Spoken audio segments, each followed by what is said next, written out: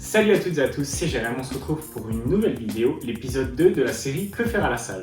Cette série a pour but de vous montrer la plupart des exercices en musculation, comment les faire, quand les utiliser, comment construire un entraînement, etc. Si tu n'as pas vu les deux premiers épisodes, je t'invite à aller voir l'épisode introductif qui t'explique comment construire un entraînement, quand est-ce qu'on travaille en force, en endurance, en hypertrophie, combien de séries, combien de répétitions faire, etc. Sur cette vidéo, on va tout voir sur le dos, alors merci de t'abonner, de mettre un petit commentaire, ça fait toujours plaisir et on est parti pour la vidéo.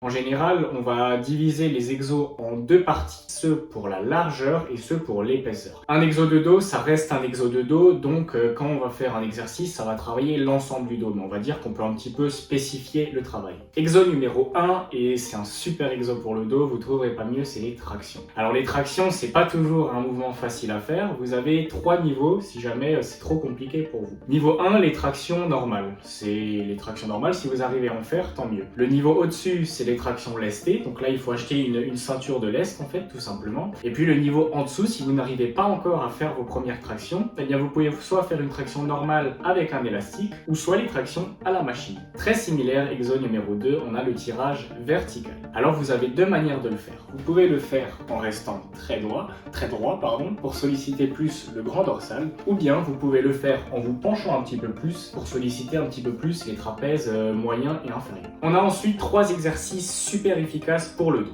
Le rowing bar, que vous pouvez également faire aux haltères. Il s'agit de garder le dos bien droit et de venir coulisser la barre le long des jambes en contractant bien en position haute. Le tirage horizontal, à faire avec différentes prises. Vous avez ici une photo des différentes prises qu'on peut trouver. Il y en a encore d'autres qui existent, mais ça on va dire que c'est les principales. Vous pouvez également le faire en unilatéral, c'est-à-dire un bras à la fois. Donc vous faites par exemple vos 12 ou 15 répétitions avec un bras, puis les 12-15 de l'autre, et après vous alternez. Ou bien vous pouvez faire les deux ensemble, ça c'est vous qui voyez. Cependant, il y a un truc qu'il faut faire attention sur le tirage horizontal, il faut surtout pas se pencher en arrière et tirer comme un gros bourrin. Ça, on voit plein de personnes en salle de musculation qui le font, mais c'est absolument pas à faire. Vous n'avez pas besoin non plus de venir chercher un étirement super intense devant. C'est un exercice qui contracte beaucoup, donc vous n'avez pas besoin non plus de venir chercher trop en avant. Et vous avez enfin le tirage bûcheron en unilatéral avec les haltères. Vous n'avez pas besoin de faire d'arc de cercle, rien, juste chercher une bonne sensation. Et on a ces 3 exercices qui sont super. Sur ces 3 exercices, de manière générale, plus vous aurez les coudes qui vont se rapprocher le long du corps, plus votre grand dorsal va être sollicité, plus vos coudes vont s'éloigner, plus ça va être vos trapèzes qui vont travailler. En parlant des trapèzes, justement, on a les fameux shrugs. Donc ça, c'est des exercices pour le trapèze supérieur, celui tout en haut qu'on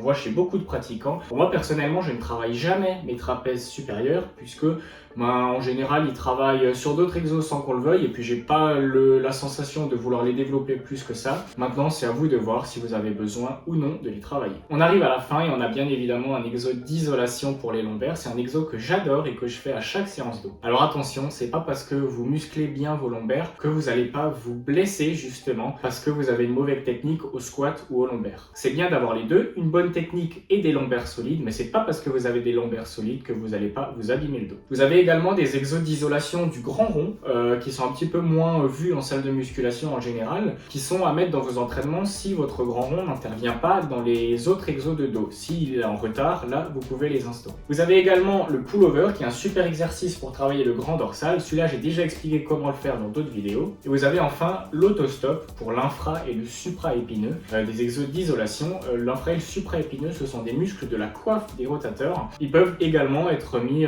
dans une séance d'eau. Voilà, on a fait le tour des principaux exos pour le dos. Donc si tu as la moindre question, n'hésite pas, demande-moi en commentaire, il n'y a pas de problème. Ou envoie-moi une photo sur mon Instagram, je te mets ici une vidéo et je te dirai si ton exécution est correcte ou pas. Ou si tu as la moindre question, il n'y a aucun problème. En attendant la prochaine vidéo, construis-toi un dos de monstre. Je te dis à plus. Ciao.